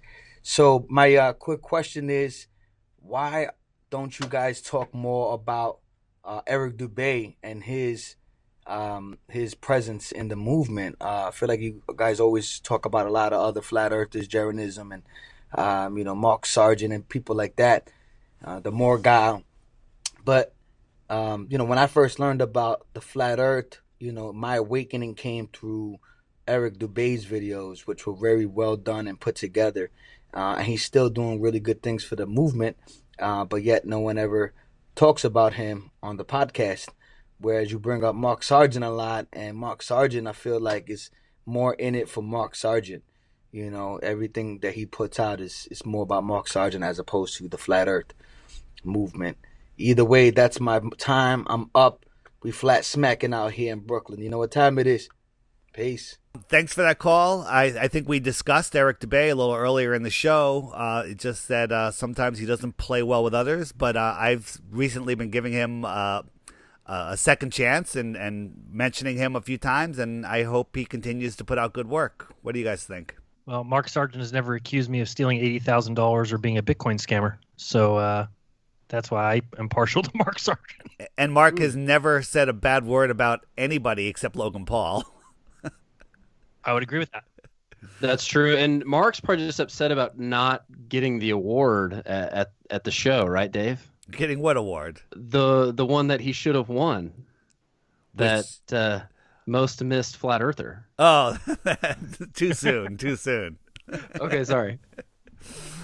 It's funny, everybody in the audience thought that when the award for most missed flat earther, everybody's going, Mark Sargent, Mark Sargent, Mark Sargent. Don't say it out loud. Don't let anybody hear me say it. Next one is from Tristan. Quick question. I was wondering why no one has documented, the ice wall. Actually documented like the entire wall, like gone around traveled around the ice wall and actually documented it.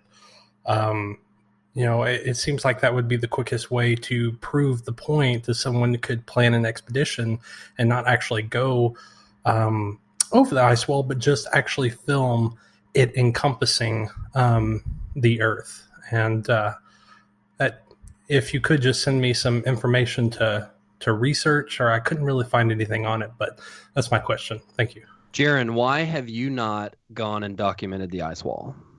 All right, because it is, in my opinion, probably 50 to 60,000 miles in circumference, and boats down there, when you're talking about all the sea ice and everything else, go about 10 miles per hour would be tops. So my quick math on that would be about 6,000 hours to document that. Divide that by 24, and you get 250 days. If Wow. that's nonstop without sleeping. It would take somebody 250 days to document that. So I'm not really sure what somebody's actually looking for there. But if you want to see somebody who did document it, you just need to go look at Captain Cook's second journey, in which he said he went around. It took him 60,000 miles. He never found the southern continent that he was looking for, because all he could find was a wall of ice as far as the eye could see to his east or west, and he followed it all the way around, and it took 60,000 miles. So that's pretty well documented. Great answer. There are thousands and thousands of pictures of the ice wall and the plateau beyond it. I have a video on the DITRH channel called How to Jump Off the Flat Earth or something like that, and it basically just is a montage of all of those pictures, or a lot of them. Ice shore, right? I mean, people, I think ice wall as if there's a wall, but Game we're of just Thrones. talking about the shore of Antarctica. Right, I call it the ice shoreline with the plateau that goes beyond it. Okay, the next one is from the level-headed guy. DITRH, Flatworth. It's that level-headed guy from Milton Keynes in the UK. I'm not a known player in the community, but I'm well versed in the flat earth evidences. I've been thinking more needs to be done in the collective activism side of things. So I've got two major ideas to sort of kick things off. The first idea, the Static Plane Pilots Petition. Mark Sargent and others have had military, commercial pilots, aviators, navigators, etc. come forward. The other day, Paul on the Plane, the pilot of 29 years, come out. In the comments feed, there was loads of other pilots piping up. I think we should create an official document stating the gyroscopic evidences, along with the fact that they train on simulations programmed with flat earth geometry, etc., etc. If we had a document like this and everyone within the community reached out to pilots and the airline community over the course of the next year, I feel we could have a significant amount of signatures, which would not only get the ball rolling in terms of other pilots looking into the subject, it would be great leverage for the community to start, demanding some answers. So that's idea one. I'm going to have to do another speak pipe for idea two, innit? Hold up. Who does he sound like? Alex? No. What's the famous guy? Alex? No. Come on. The he's a star in movies, movie star guy. Arnold Schwarzenegger? No. Come on. Jared. You're giving me no hints. He's the British guy. He's comedian, stand-up comedian. Oh, Richie Gervais. No, not Richie Gervais. Come on. The guy that talks about the Queen. He was knighted by the Queen once. Oh, come on. Paul McCartney. This part is not going on the show. Right, what's this is the guy's the best part. No. What's the guy's name? Who are you talking about? How can you just say that? Okay, What's the guy's all right. name? So he was a stand-up comedian. He's in lots of movies. Wait, was he the guy that did the remake of Arthur? I think he was in it. No? Was there even a remake of Arthur? Your punishment for doing this is keeping it in the show. All right, fine. I can't remember his name, and now you've ruined the whole joke because you've given no hints. I thought you guys would even say it because it sounded just like him. I can't even think of his friggin' name. He's a comedian, stand-up comedian, and he's an actor, and he's in lots of movies, and he's British. Google would laugh at me if I just typed that in. Tall, skinny, British comedian actor. Russell Brand. Russell Brand. Yeah. Oh yeah. All right. So nice. hold on. We're gonna cut all of that out. Ready? Go. No. Thanks for that, Russell Brand. What do you guys think? Sounded a lot. Brand.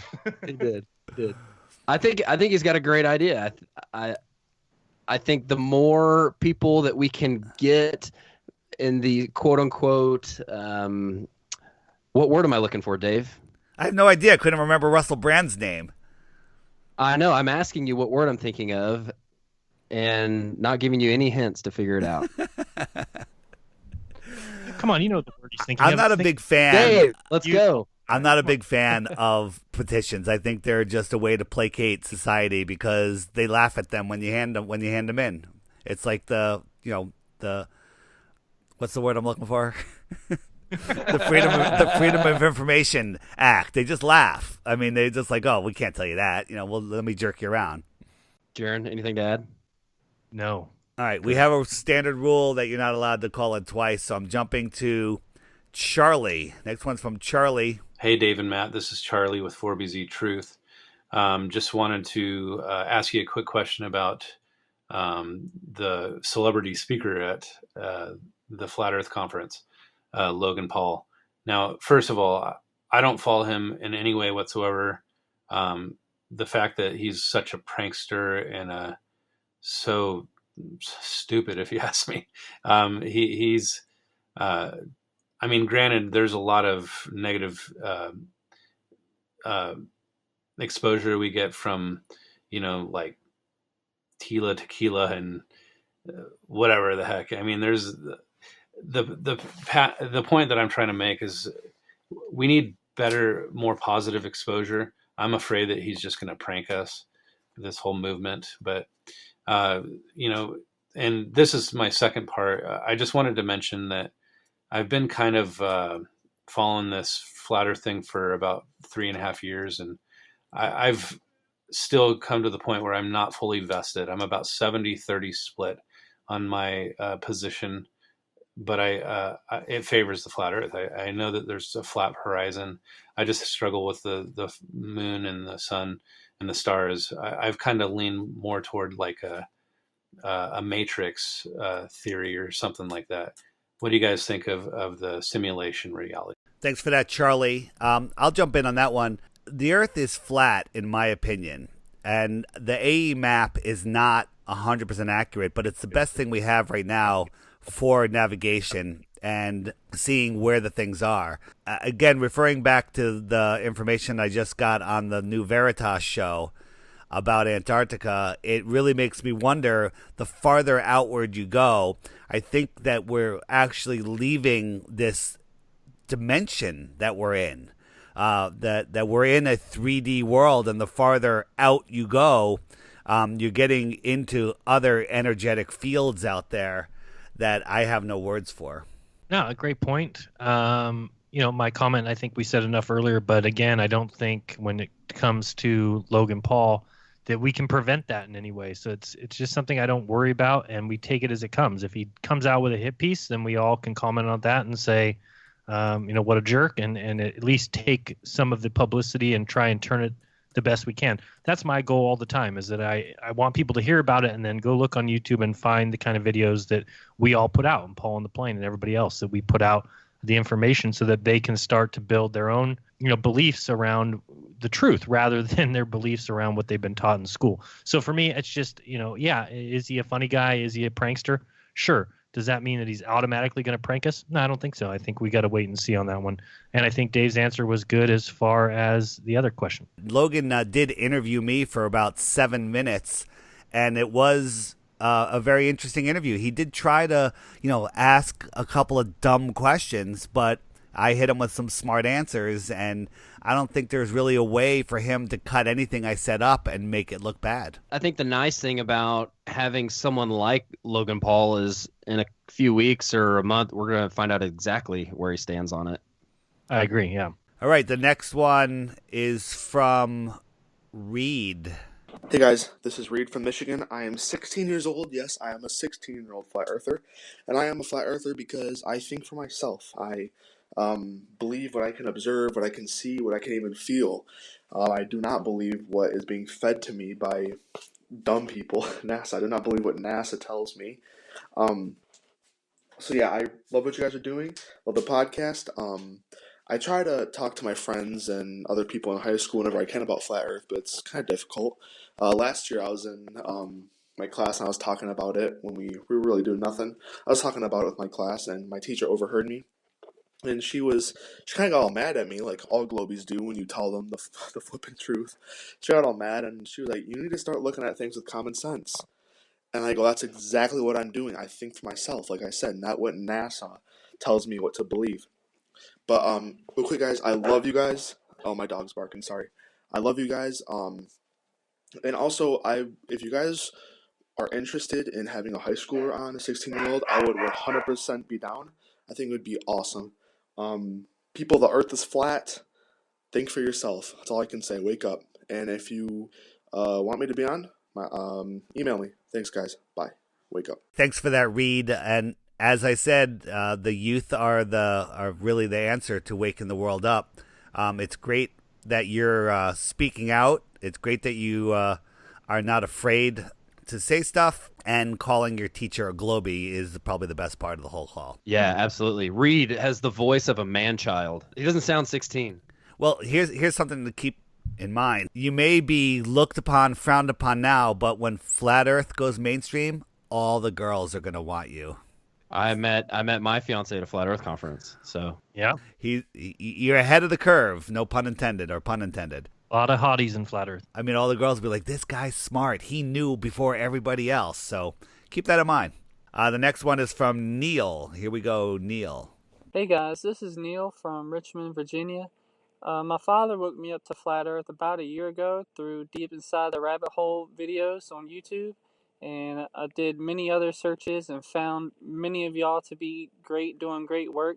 My question is, how to deal with depression, because after my happiness stage and doing more researching, finding out how the world really is and how it operates, led me to vaccinations, and having two school-age daughters really affects me. It did for a long time, and also, other than depression, what advice would you give for isolation, for being with someone who does not believe in that, and what can I do to make myself feel better? Thanks.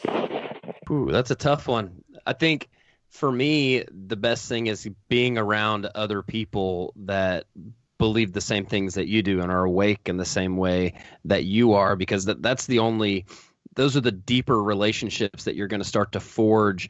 And it's not that you have to bring your friends along with you. Some friends will come, some won't, but you're going to create new friends like we create when we go to a meetup or the Flat Earth conference. And as far as who the person you're living with, that's tough. All you can do is try to approach them in the way that they are most approachable, and share with them that this is very important to you. I was going to totally agree. I think that having people around you, even yesterday, I don't know if Dave noticed it, but we were texting back and forth, and I just seen a video that kind of put me in damper spirits and was just kind of moping around and kind of pacing. And then I got a message from Marty Leeds, and Marty Leeds just happened to say something on Skype that cheered me right up. So it was having that kind of person that sees the same things I do. Sometimes it's very important, because otherwise it can get overwhelming, kind of daunting, like, man, this is such a huge mountain to climb. But then you realize that you're not climbing it alone, and it makes it a lot better. So has Marty Leeds been texting you forever, or just since the conference?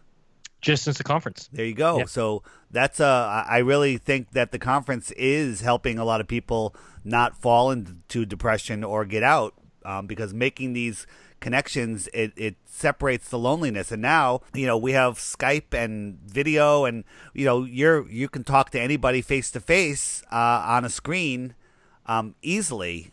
It was not like when I was a kid.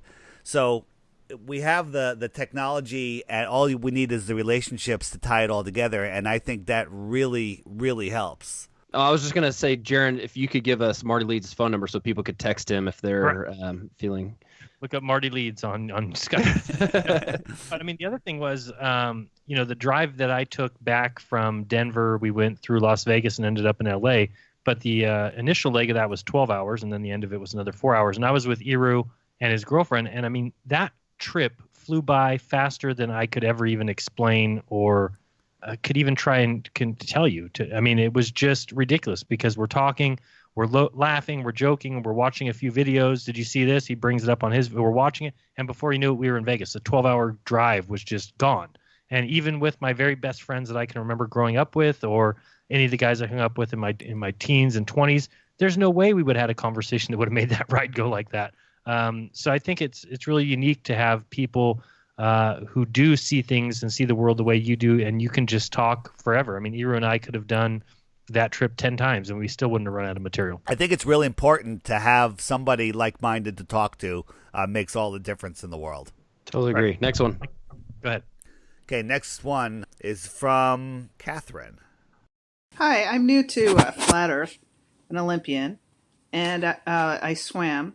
So when you dive off the blocks and you're in the air for less than a second, shouldn't the blocks be like slightly off alignment, because the spinning ball according to Google, spins at 1,000 miles per hour. And divers who dive on the 10-meter board, if you do the math, it's 16.66 per minute miles. So if you break it down, it's about 400 meters from the board to the water. So wouldn't the pool need to be 400 meters away? So if we're on a spinning ball, so I was just wondering, how do you explain when you're in the air trajectory and where you land? So if you could explain that to me, but hey, great job. Love listening to you guys. And I'm going to get out there and spread the word. Catherine, thanks for that. I think, Matt, you did a piece about playing tennis and the spinning court. I think the biggest issue is when you're diving off a platform. Don't talk to me about tennis. I'm over tennis since Djokovic is now the biggest flat earth tennis player.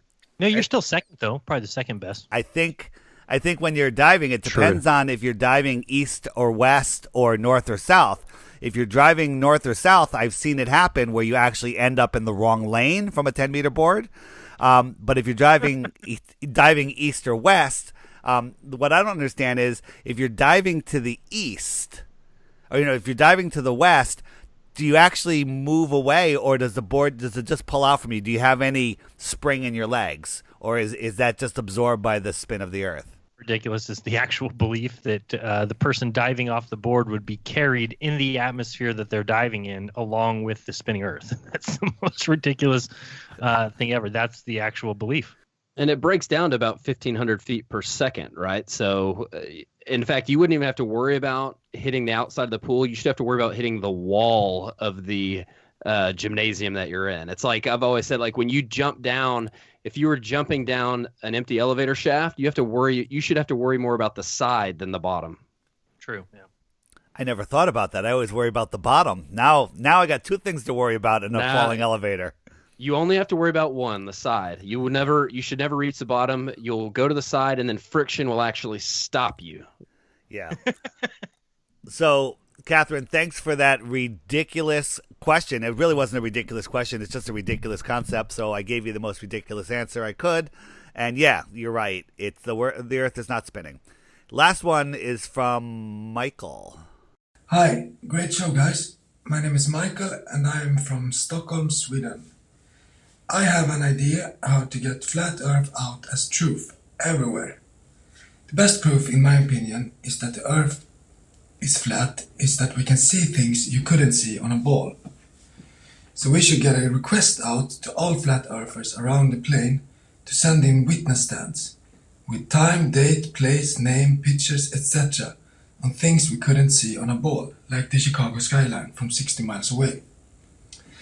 Then when we got enough, say like 10,000 or maybe less, we sort it down and start sending it out to flat earth communities around the world. That sends it to the local schools and universities and say, we would like to report an error in your teachings about the earth. Here is our proof that it couldn't be a ball. Stop teaching our children this falsity. And if the schools don't answer to the letter, we have to start suing. I think if you do that, it's no discussion anymore. Case closed. Thank you for a great show. I'm gonna continue listening on you, and yeah, thanks guys. Bye. Boys. I think it's a brilliant idea. I mean, it's been done. We just need to compile all of the information. There are playlists out there. There's tons of experiments that have been done. But if somebody wants to organize them in a book and offer it to the schools, or some sort of well-produced show, put them all together and make physical tapes or CDs or whatever they use in schools now and send them out, that would be a great campaign. Page 1 will be Mel Fabregas seeing Baja from his front door. There you go. And page 2 would be what's her name? The presidential candidate, Alaska, could see Russia, Playboy model. Come on, Playboy model. Sarah Palin. Sarah Palin. See, when I said Playboy model, he knows who it is. She could see Russia from her doorstep. It's very flat earth proof right there. All right, boys, that was a long one. Jaron, thanks for jumping in. Appreciate it. Yeah, Jaron, appreciate it. Where can we find you, Jaron? You can find me, as always, at jaronism.com or the YouTube channel Jaronism, or with David. Now the show is 50% better on Monday nights at 6 p.m. Pacific. That's on True Frequency Radio. And if I can ever learn how to use the OBS system, then I will also be telecasting or simulcasting the first half of that on my YouTube channel as well. So find it somewhere. And that's it. Thanks, guys. Appreciate it being here all the time. I am here all the time. So I'm always listening. Appreciate you finally speaking up. I figured it was about time. Yeah, that's cool. Well, you can find me at Flatworth on Facebook, Instagram, and YouTube. Dave, where can we find you and the show? TheFlatEarthPodcast.com, and my YouTube is DITRH. You can also search for Deep Inside the Rabbit Hole, and my channel should show up under that. Besides that, you can also find me in the App Store on the Flat Earth Sun and Moon Clock. Very good. Thank you, everybody. I believe if you just search Flat Earth in the App Store, it's the #1 hit right now. I would bet that's the case. Thank you, everyone, for listening, and we will see y'all next time. All right. Thanks.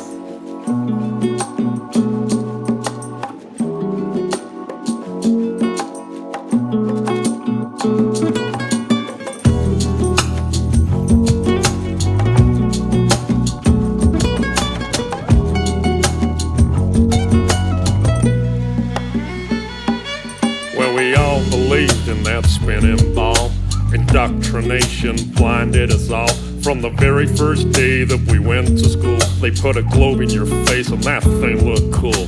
The teacher explained how it all worked. Of course it sounded so berserk, but who was I to question it? Because I was just a tiny kid. It sounded crazy as could be, but teacher would never lie to me.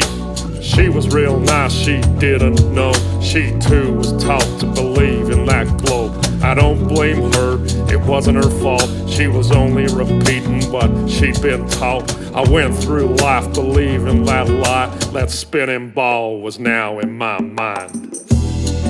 Don't let them take your mind. Don't let them take your mind, man. Don't let them tell you that you are not divine. Don't let them do it, man. Take control of your soul. Take back control. Yeah. Find the truth. Find it all. Find it all, man. Yeah. Don't believe their lies. Don't believe it, man. Let them take your mind. Don't let them take your mind, man. Alright, man. Listen up. So I'm hurling through space on a road to nowhere. So I live my life without a care, Cause I was taught that there ain't no creator. That's what I was told from my educator. So I live my life so selfishly, there ain't gonna be no hell for me. I'll do what I want with no care for others, with no respect for my brothers. Until one day when I woke up and I drank some truth with my coffee cup. I learned that things ain't what they seem. This so-called reality is just a dream. There's deception everywhere that I look. The news, the TV, and in my school books. And pretty soon I'll realize that everything's just a pack of lies, man. Don't let them take your mind. Don't let them take your mind, man. Don't let them tell you that you are not divine. Don't let them do it, man. No. Take control of your soul. Take back control. Yeah. Find the truth. Find it all. Find it all, man. Yeah. Don't believe their lies. Don't believe it, man. Let them take your mind. Let them take your mind, man. Yeah, man. It's deception on a biblical level. It's orchestrated by the devil. Many think that hate don't exist, but that's what he wants, that's one of his tricks. But I found out that dude's real, and I tell you, man, that's a bitter pill. So I questioned everything I was told. I had to question that spinning globe. I had to relearn it all again and get some truth inside this brain. And pretty soon I realized that the globe I was taught was a pack of lies. So I studied as hard as can be. I found the flat earth conspiracy, man, it hit me like a ton of bricks. The globe I was taught was a devil's trick. Don't let them take your mind. Don't let them take your mind, man. Don't let them tell you that you are not divine. Don't let them do it, man, don't. Take control of your soul. Take back control. Yeah. Find the truth, find it all. Find it all, man. Yeah. Don't believe their lies. Believe it, man. Let them take your mind. Let them take your mind, man. I started to connect the dots, and I'm telling you, man, there are lots. I soon realized that the earth was flat. It's not a belief, man, it's a fact. And once I found out that reality, well, it did a funny thing to me. For a while there, I was pretty shocked, but now I know that there is a God. And once you get to that point of understanding, and once you know there ain't no moon landing, and once you know that space is fake, you view your life with a different take. It ain't just random chance that we're here. We ain't living on no stupid sphere. It ain't some ridiculous spinning ball. The earth is flat and God created it all. Don't let them take your mind. Don't let them take your mind, man. Don't let them tell you that you are not divine. Don't let them do it, man. Don't. Take control of your soul. Take back control. Yeah. Find the truth, find it all. Find it all, man. Yeah. Don't believe their lies. Believe it, man. Let them take your mind. Let them take your mind, man. Well, now I found out about all these lies. I live a completely different life. I stopped reading the news and turned off the TV. That thing is evil as can be. I started being a nicer guy, and God forbid I tell a lie. I treat people with more respect, and I've got me a wife that I'd never neglect. Yeah, being good's working out for me. Now I ain't blinded and I can see. I know that there is a God above, and if I'm good, then he'll show me love. I try to live life selflessly to be the best that I can be. I treat people how I want to be treated since my indoctrination was defeated. So don't believe in the devil's lies because it's God he wants to hide. That's why they teach that spinning ball, to make you think you ain't special at all. Don't believe what you're being told. Don't believe that you're evolved. It's all an accident and you are too. No, you're someone special and God made you. Don't let them take your mind. Don't let them take your mind, man. Don't let them tell you that you are not divine. Don't let them do it, no. Take control of your soul. You gotta take back control. Find the truth. Find the truth. Find it all. Find it all, man. Don't believe their lies. Don't believe it. Let them take your mind. Don't let them take your mind.